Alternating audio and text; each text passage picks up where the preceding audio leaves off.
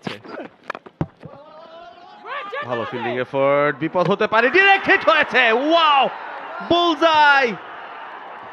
Cover অঞ্চল থেকে অসাধারণ ফিল্ডিং এফোর্ট। উজায়রুল্লাহ, তার ইনিংসটাও খুব বড় হয় না আজ, সুতরাং ওসমানের উপরে দায়িত্বটা অনেক বেশি থাকে। তিনি অনেক লম্বা সময় খেলেছিলেন, তবে প্রশ্নটা হচ্ছে কি, আসলে একটা সময় মনে হচ্ছিল তিনি যেভাবে স্বাচ্ছন্দ্যের সাথে খেলছিলেন, স্কোর করছিলেন, তিনি যখন আসলে লম্বা ইনিংস খেলার একটা তাড়না অনুভব করলেন, তখন একটু বেশি খোলসের ভেতর বন্দী হয়ে গেছেন কিনা। কারণ যখন তিনি আউট হয়ে গেলেন, তারপর আমরা দেখেছি যে আজিজুল্লাহ মিয়া খিল তিনি একটা এক্সেলারেট করার চেষ্টা করেছেন। মাহবুব, তিনি আমরা জানি যে বড় শট ওভাবে খেলেন না, তিনিও এখন মাত্র 50 স্ট্রাইক রেটে ব্যাট করছেন। সব কিছু মিলিয়ে মোট রানটা কিন্তু আফগানিস্তানের বেশ খানিকটা নিচের দিকেই রয়ে গেছে। ভালো ফিল্ডিং এফোর্ট, বিপদ হতে পারে, ডাইরেক্ট হিট হয়েছে। ওয়াও, বুলসআই! কভার অঞ্চল থেকে অসাধারণ ফিল্ডিং এফোর্ট।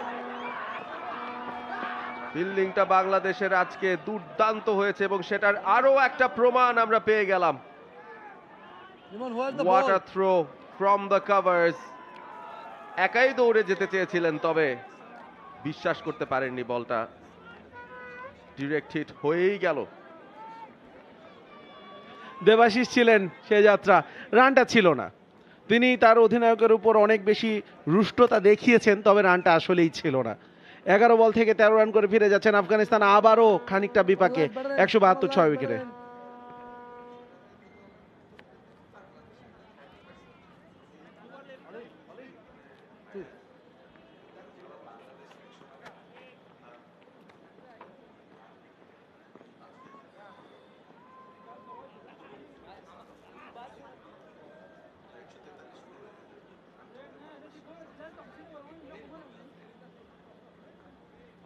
উইকেটের সঙ্গে খাতিরটা জমাতে হবে তার এই মুহূর্তে, কারণ একে একে উইকেট পতন ঘটছে। 155 রানে পঞ্চম, 172 রানের ষষ্ঠ, তার আগে 0, 31, 94, 130 নিয়মিত বিরতিতে উইকেট পড়েছে। খুব বড় পার্টনারশিপ সেভাবে গড়ার সুযোগ আফগান ব্যাটাররা এই ইনিংসে অন্তত পাননি, এবং কৃতিত্ব দিতে হবে বাংলাদেশের bowler ফিল্ডারদের।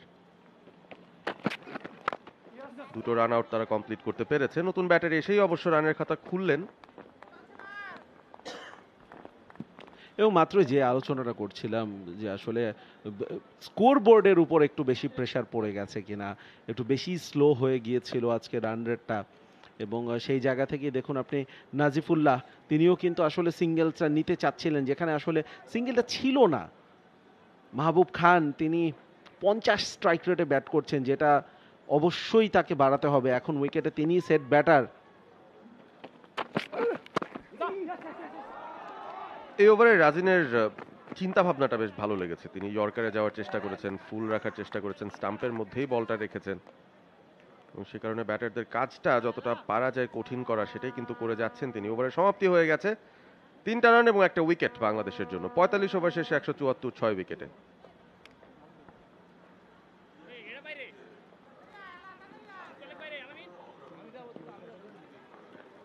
For more updates, subscribe to our YouTube channel and click on the bell icon. Follow us on Facebook and Instagram. Download T-Sports app to enjoy exciting games and highlights. Visit tsports.com.